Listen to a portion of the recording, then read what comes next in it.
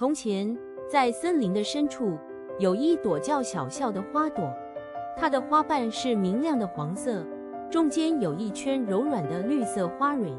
每当它张开花瓣的时候，它的花蕊就会自动地形成一个可爱的笑脸。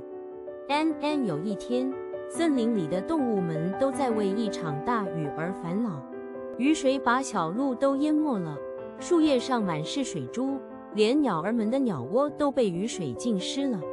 这时候，小笑看见了小熊的孩子淋得浑身湿透，正躲在一棵大树下哭泣。小笑决定要帮助小熊的孩子，他轻轻地摇晃自己的花瓣，黄色花瓣上的笑脸越来越明亮。突然之间，一道金色的光从他的花心射出，包围了小熊的孩子。小熊的孩子感觉到一股温暖的能量，慢慢的，雨水从他的毛发上自动地蒸发了。小熊的孩子高兴地笑了起来，他的笑声传遍了整片森林。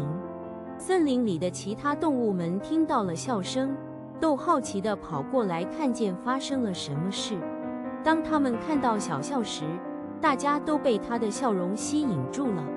每一个看到他的人都不由自主地笑了起来。从那天起，森林里的雨天也变得不再让人讨厌了。每当下雨的时候，小笑都会张开它的花瓣，释放出金色的笑脸，驱散所有的烦恼和不安。